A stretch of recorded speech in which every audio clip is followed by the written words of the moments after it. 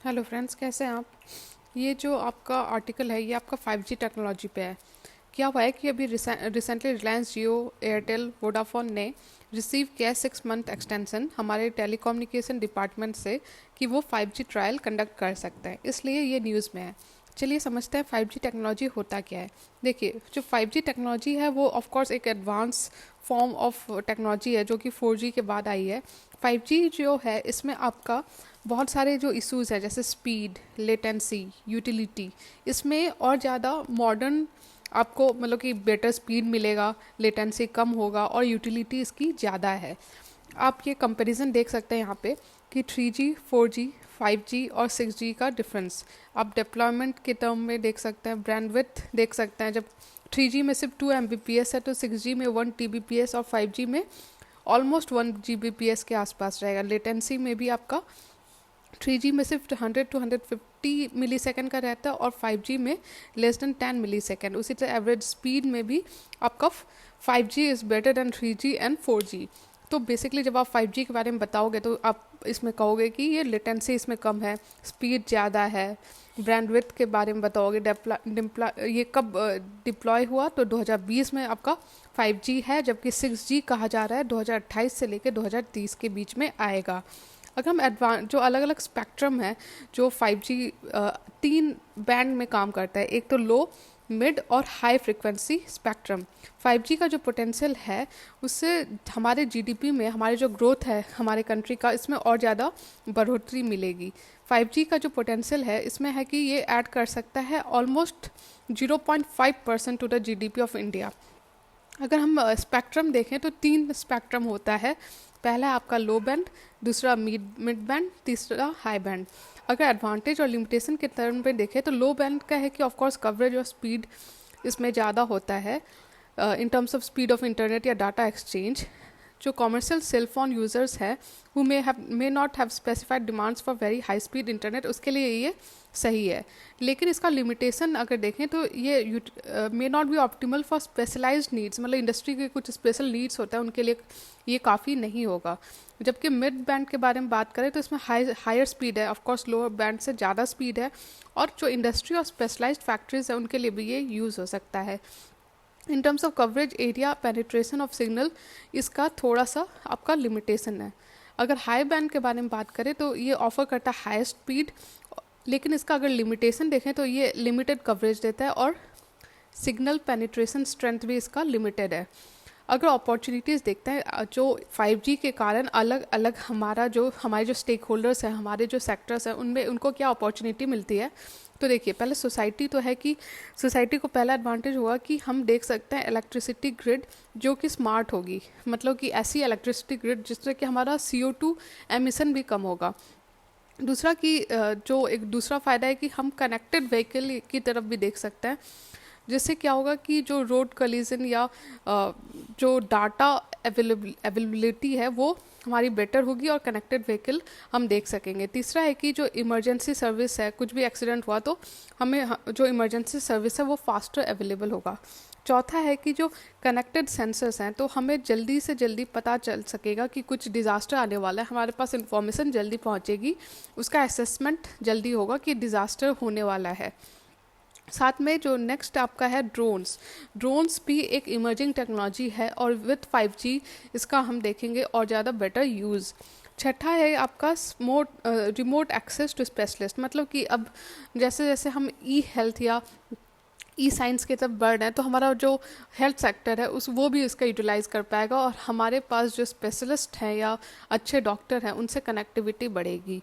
अगर इंडस्ट्री के बारे में बात करें तो 5G जो है उससे मिलेगा flexibility, efficient and responsible business. साथ में जो प्रोडक्शन लाइन है वो भी बेटर होगी, जो डिलीवरी, प्रोडक्शन, मैन्युफैक्चरिंग, जो पूरा आपका जो कनेक्शन है वो बेटर होगा। तीसरा कि डिजिटल रेप्लिकास जो हैं वो भी हम देख सकेंगे। जो लॉजिस्टिक्स नेटवर्क है, जो अलग अलग बिजनेसेस हैं, कंपनीज हैं, उनके जो लॉजिस्टिक्स नेटवर्क है जो कि आपका इंटर कंट्री या इंटर रीजन के बीच हो सकता है वो भी बेटर होगा। साथ में रिमोट एक्सेस मतलब कि आप रोबोटिक्स का बेटर यूज़ होगा। एग्रीकल्चर में आप देखोगे इंटरनेट ऑफ थिंग्स, मतलब कि ये एक तरह से कनेक्टिविटी जो है अलग अलग एरियाज़ में, अलग अलग इंडस्ट्रीज़ में, यहाँ तक कि एग्रीकल्चर में भी वो बेटर होगा। और हम जो इमर्जिंग न्यू टेक्नोलॉजीज़ है जैसे इंटरनेट ऑफ थिंग्स हो गया, इसका बेटर यूटिलाइजेशन कर सकेंगे इन सब एरियाज़ में। तीसरा आपका as a whole, as a person, आपका जो एक्सपीरियंस है एज एन इंडिविजुअल वो बेटर होगा। कैसे? क्योंकि हम देखेंगे आपका वर्चुअल रियलिटी या ऑगमेंटेड रियलिटी, ये आपका और ज़्यादा हम देखने को हमें मिलेगा, हम ज़्यादा और अच्छे से यूज़ कर पाएंगे ड्यू टू 5G। साथ में जो सेंसरी एक्सपीरियंस हैं जो कि अलग अलग डिवाइसेस के थ्रू, जैसे कि अगर हम अभी तो बस वर्चुअल रियलिटी, ऑगमेंटेड रियलिटी के ही बारे में बात कर रहे हैं, आगे जाके और ये ज़्यादा डेवलप्ड होंगी और जो हमारे सेंसस हैं उनसे कनेक्ट कर पाएंगी। तीसरा है कि जो हमारा टीचिंग भी है, जैसे अब हम लोग, मैं आपको वीडियो के थ्रू टीच कर रही हूँ, आगे जाके हो सकता है मैं ऑगमेंटेड रियलिटी या वर्चुअल रियलिटी के थ्रू आपको टीच कर सकूँ, तो जो टीचिंग मेथोडोलॉजी है वो भी इससे बेनिफिट करेगा। नेक्स्ट है कि जो रिमोट टीम प्रोडक्टिविटी, देखिए कोरोना वायरस के कारण क्या हुआ कि लोगों ने काम करना स्टार्ट कर दिया घर से, वर्क फ्रॉम होम बढ़ा, तो जो रिमोट टीम जो है, जो नया अब इमर्ज हो रहा है, उसकी प्रोडक्टिविटी और ज़्यादा बढ़ेगी कि कोई इंसान अमेरिका में है, कोई इंसान ऑस्ट्रेलिया में है, कोई इंसान इंडिया में है और सब रिमोटली काम कर रहे हैं एज अ टीम। साथ में जो रिलायबल कनेक्टिविटी है इन क्राउडेड स्पेस, मतलब कि जो क्राउडेड स्पेस, या आप कहीं मॉल में जाओ या कहीं पे शॉपिंग करने जाओ, तो वहाँ पे भी जो टेक्नोलॉजी है या जो एक्सपीरियंस है आपका वो बेटर होगा ड्यू टू 5G। साथ में न्यू एंगल्स एंड इंटरेक्शन मिलेंगे फॉर रिमोट इवेंट स्पेक्टेटर्स, मतलब कि ये सारे इमर्जिंग एरियाज़ हैं जहाँ पे 5G का यूटिलाइजेशन होगा और बेनिफिट मिलेगा। लेकिन बात है कि बेनिफिट तो है लेकिन साथ में चैलेंजेस भी बहुत सारे हैं। पहला तो आपका इंफ्रास्ट्रक्चर रिलेटेड चैलेंज है कि हमारे पास जो एग्जिस्टिंग 4G है या 3G है उसी के लिए इंफ्रास्ट्रक्चर काफ़ी नहीं है, स्पेशली इन रिमोट एरियाज़ या आपका रूरल एरियाज़। तो फिर कैसे हम लोग कह सकते हैं कि 5G के लिए हमारा इंफ्रास्ट्रक्चर काफ़ी होगा। दूसरा है कि इंपोर्ट डिपेंडेंट फाइबर है हमारा बहुत सारा जो बेसिक मटेरियल है या रॉ मटेरियल है वो इम्पोर्टेड है। तीसरा है कि जो पावर सप्लाई है वो भी हम 24/7 नहीं दे पा रहे हैं, उसमें भी इंटरप्शन होता है। और आपको जैसा पता है कि जो भी इमर्जिंग टेक्नोलॉजी है या 5G है उसके लिए आपको अनइंटरप्टेड सप्लाई चाहिए इलेक्ट्रिसिटी का। चौथा है कि वर्चुअलाइजेशन एंड क्लाउड डिपेंडेंस, ये भी एक तरह का आपका चैलेंज है टू 5G।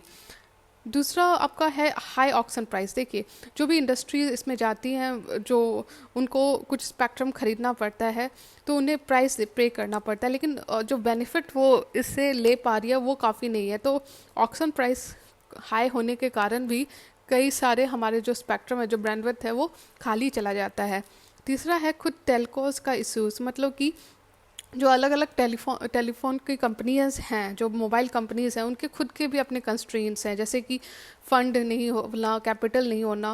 और साथ में अब अगर वो 4G पे इन्वेस्ट कर रहे हैं या 5G में इन्वेस्ट कर रही है तो वो चाहेंगे कि एडुकेट उनको रिटर्न मिले, जो कि नहीं मिल रहा।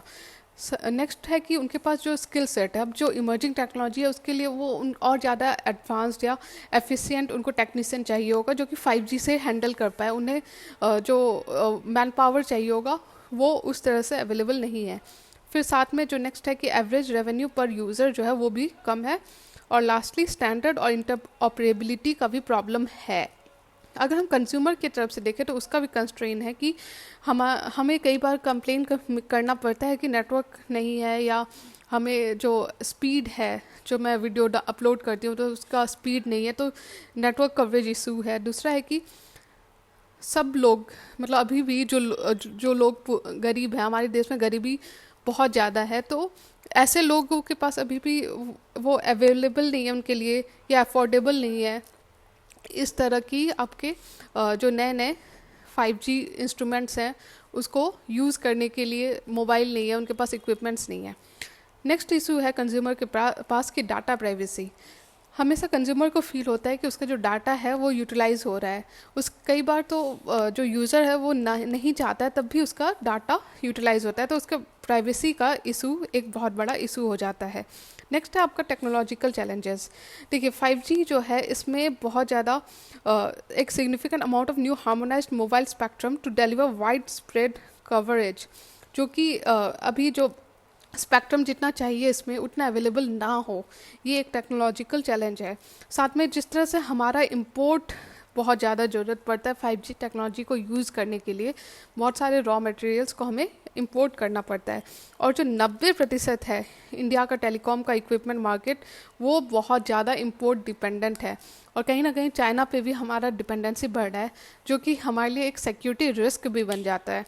अगर बाकी चैलेंजेस देखें तो यूज़र्स पर्सपेक्टिव के मतलब जो कंज्यूमर है उसके पर्सपेक्टिव से देखोगे तो आपको लगेगा कि जो प्रॉब्लम्स है जैसे प्राइवेसी का हो गया, या लोकेशन ट्रैकिंग, आइडेंटिटी, जो पर्सनल डाटा है कंज्यूमर का, वो फील हो रहा है कि उसका यूटिलाइज किया जा रहा है या उसे स्टोर किया जा रहा है उसके मर्जी के अगेंस्ट। बाकी चैलेंज है कि 5G जो है वो इनेबल करेगा real time connectivity with in critical infrastructure. और साथ में जो इंडिया चाइना टाइज है, जैसा मैंने कहा कि सिक्योरिटी से भी लिंक्ड होते जा रहा है 5G का इंफ्रास्ट्रक्चर, जैसे कि हुआई या JTE जो है ये सारे चाइनीज़ कंपनीज़ हैं। और यहाँ तक कि अमेरिका भी फील करता है थ्रेटेंड जब हुआई का इंफ्रास्ट्रक्चर यूज़ होता है, तो क्योंकि अमेरिका जैसा देश भी फील करता है कि चाइना इन सारे इंफ्रास्ट्रक्चर या इन सारे कंपनीज़ को यूज़ करके स्पाइंग कर सकता है या डाटा कलेक्ट कर सकता है of the consumer of the citizens. तो इसलिए ये सिक्योरिटी थ्रेट भी बन सकता है आपका। अगर 5G और क्वाड के बारे में बात करें तो देखिए, क्वाड जब आप बात करते हो जो कि एक लिंकेज है, एक कनेक्शन है बिटवीन इंडिया, ऑस्ट्रेलिया, अमेरिका, तो ऐसा नहीं है कि सिर्फ पॉलिटिकल या IR में के कॉन्टेक्स्ट में आप बात करो। 5G जो है क्वाड से भी रिलेट करता है। क्वाड से मतलब कि क्वाड 5G के कनेक्शन में भी आप बता सकते हो कि एक आइडियल टेस्ट बेड है for a shared 5G risk and resilience framework. साथ में आप बता सकते हो जो रिस्क आइडेंटिफाइड है जैसे technical risk, supply chain and connectedness risk, तीसरा कैपेबिलिटी एंड कैपेसिटी रिस्क। और जो अप्रोच ले सकते हैं ये जो क्वाड कंट्रीज़ हैं to secure the 5G deployment. देखिए, ये सारे कंट्रीज़ कहीं ना कहीं चाइना से थ्रेटन फील कर रहे हैं, और ये सारे कंट्रीज़ चाहते हैं कि चाइना को ब्लॉक किया जाए, क्योंकि चाइना को एक हाई रिस्क वेंडर माना जाता है। चाइना को कंसिडर किया जाता है कि उससे कहीं ना कहीं नेशनल सिक्योरिटी को थ्रेट है अगर वहाँ के इंफ्रास्ट्रक्चर, वहाँ के कंपनी को यूज़ किया जाए हमारे टेलीकॉम या कनेक्टिविटी इंफ्रास्ट्रक्चर के लिए। दूसरा है कि mitigating the third party supply chain risk. तीसरा, providing financial incentive to industry, मतलब कि ये सारे कंट्रीज एक दूसरे को हेल्प भी कर सकते हैं कि ताकि इंडस्ट्रीज़ को हेल्प हो। और नेक्स्ट है कि स्ट्रेंथन करना इंटरनेशनल कोऑपरेशन, मतलब कि जापान हो गया या इंडिया, ऑस्ट्रेलिया, US के बीच में जिसमें क्वाड है आपका, ये लोग अपना इंटरनेशनल एक्सपर्टाइज साथ में टेक्निकल जो एक्सपर्टाइज है वो भी एक्सचेंज कर सकते हैं। अगर हम वे फॉरवर्ड, लास्टली अगर हम देखें वे फॉरवर्ड कि आगे कैसे बढ़ना है, तो हमें ज़रूरत है कि जो कि गवर्नमेंट स्टेप्स ले रही है, ले सकती है, वो है 5G हाई लेवल फोरम जो कि आपका 2017 में बना था। दूसरा है cellular operator association of India, ये form the 5G India forum, तो 5GIF आप याद कर सकते हो। तीसरा है building an end to end 5G test bed. चौथा है आपका नेशनल डिजिटल कम्युनिकेशन पॉलिसी। पांचवा है आपका इनेबल करना high speed internet of things या मशीन टू मशीन लर्निंग। ये सब इमर्जिंग टेक्नोलॉजी है और इंडिया को इसको यूटिलाइज करने की ज़रूरत है। नेक्स्ट है आपका एनहांस करना बैक हॉल कैपेसिटी। इससे क्या होगा कि 5G जो है हमारा देश उसको टोटली यूटिलाइज कर पाएगा, और जैसा मैंने कहा कि GDP के ग्रोथ में एक बहुत बड़ा फैक्टर है, उसमें ये हेल्प करेगा। तो that's it for now. Next video में मैं समझाऊंगी कि क्या क्या की इंटरवेंशन जो की ज़रूरत है required by the government and the regulation, वो मैं नेक्स्ट वीडियो में आपको समझा लूँगी। आई होप आपको वीडियो अच्छा लग रहा है तो प्लीज़ लाइक कीजिए, शेयर कीजिए और मेरे चैनल को सब्सक्राइब कीजिए। Thank you.